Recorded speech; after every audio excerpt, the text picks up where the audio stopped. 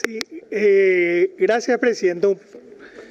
Para aportar un poco más a lo que señalaba la colega Esperanza Martínez, me gustaría que se proyecte un material que envía a Sala Técnica.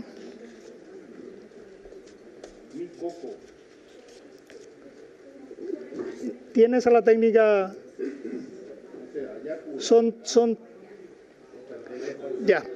Voy a empezar con otro tema. Presidente, más allá de la solidaridad con la familia policial, que nuevamente pierde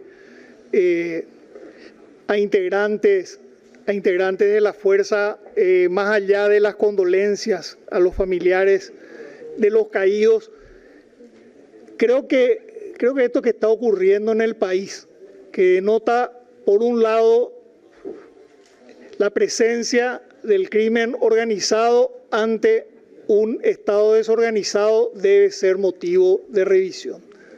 Desde el 2013 tenemos un modelo que ha sido presentado como la solución a los problemas de la presencia de distintas formas de crimen organizado en el país. Léase EPP, léase ACA, léase narcotraficantes, etcétera, etcétera, etcétera, bueno, contrabandistas, esa es la ruta del contrabando de cigarrillos, etcétera, etcétera, etcétera.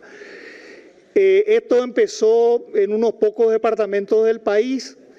A medida que han habido eventos, por ejemplo en Canindeyú, se ha ampliado la presencia de las fuerzas de tarea conjunta a esos otros departamentos. Y se han anunciado en diferentes ocasiones los logros, que Paraguay ya no exporta cocaína, que Paraguay ya no produce tanta marihuana, que el EPP ya no existe, que el ACA ya no existe, en fin, etcétera, etcétera, etcétera. Pero sin embargo, en estos años de una suerte de estado de excepción de hecho, que ya es algo grave, porque el empleo de elementos militares, de acuerdo a la Ley de Seguridad Nacional y Defensa de Defensa Nacional y Seguridad Interna, es siempre excepcional, y en la doctrina las Fuerzas Armadas tienen sus funciones. En todos los países del mundo democrático las Fuerzas Armadas tienen sus funciones que son muy claras, y las fuerzas policiales tienen funciones de otra naturaleza, por eso tienen entrenamiento de distinta naturaleza, tienen equipamiento de distinta naturaleza, en fin. Por eso adquirimos tucanos para la Fuerza Aérea, y por eso se adquieren otro tipo de vehículos para las fuerzas policiales. Ahora, evidentemente este modelo no está funcionando como debería funcionar, porque ¿cómo puede ser después de 13 años de vigencia, donde supuestamente los mejores elementos de seguridad del Estado, tanto de las Fuerzas Armadas, que voy a decir que son muy buenos, tanto de las Fuerzas Armadas como de la Policía Nacional, están concentrados en unos pocos departamentos, cuando se han invertido sumas multimillonarias de dinero en esas fuerzas? ¿Cómo puede ser que un puesto policial en una zona peligrosa, en una zona que es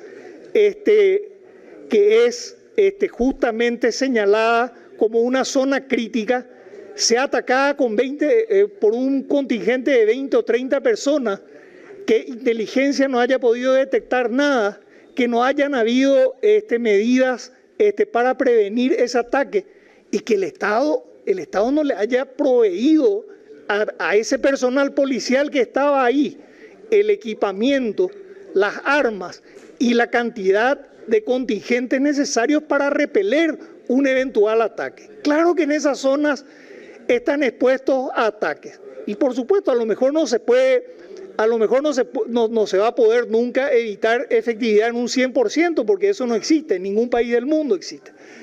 Pero no puede ser que en una zona como esa tengamos un puesto tan poco equipado. ¿Qué pasó con todo eso que se dijo que se iba a comprar? Que blindados, que chalecos antibalas, que armas largas. 13 años llevamos de inversiones 13 años llevamos de una suerte de estado de excepción, de hecho, en esa zona. Yo presidente, en este momento, realmente le quiero suplicar al gobierno, que revisen el modelo de seguridad. O sea, lo que están haciendo es absolutamente errático. No responde a ningún modelo, a ningún plan. Sacan 15.000 policías a la calle con un entrenamiento de unos pocos meses. Pero lo más grave es que ni siquiera le dan pistolas. No tienen armas.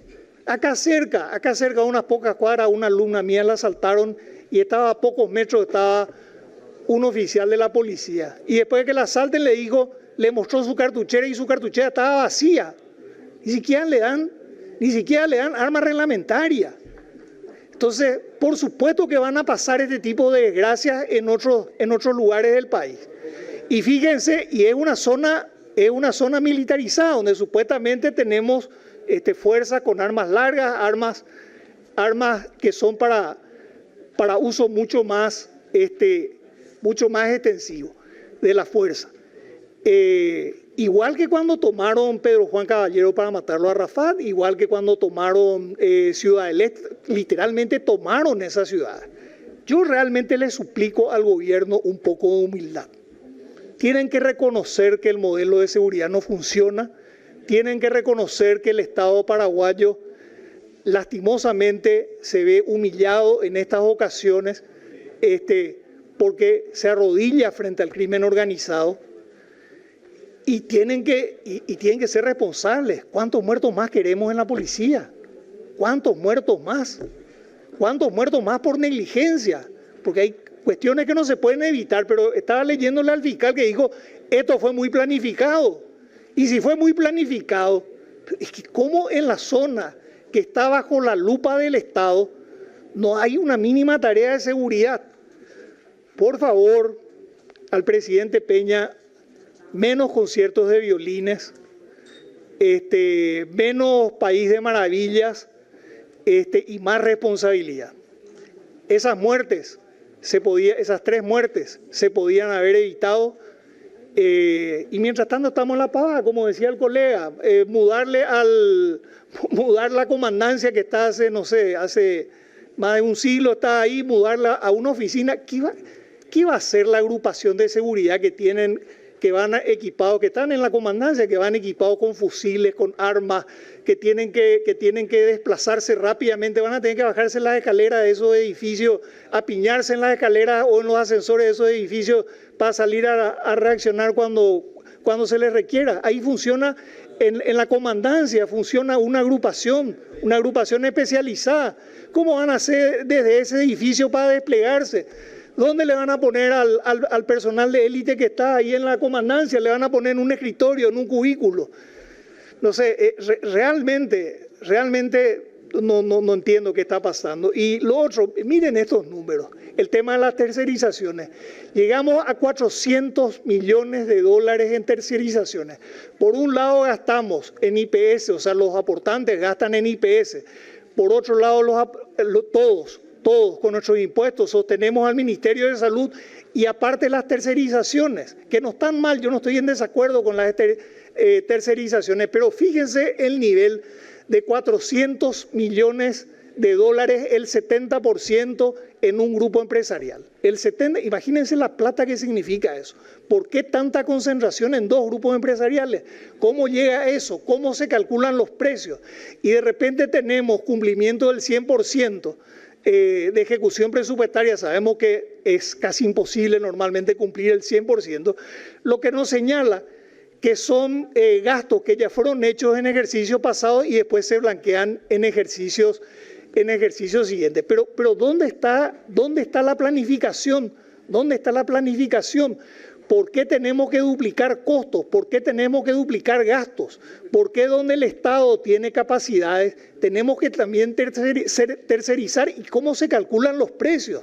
Estos son los precios reales. Yo estoy seguro que estos no son los precios reales lo que estamos pagando. Estoy seguro que los seguros privados cobran mucho menos que que es lo que estas empresas le están cobrando al IPS y a salud pública. Encima, lucrando con la salud. Y mientras tanto, y termino con esto, y mientras tanto, 200 niños ya son menos, porque en este tiempo, entre la primera vez que dije y esta vez, murieron 2.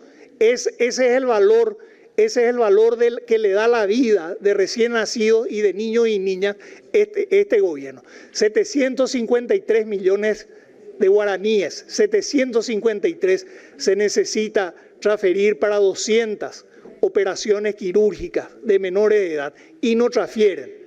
200 eran, ahora son menos, son 2 menos porque 2 fallecieron, porque a este gobierno no le interesa ni siquiera la vida de los niños y de las niñas, pero para lucrar, ahí están, 70% concentrado en 2 empresas, vaya a saber quiénes son. Gracias.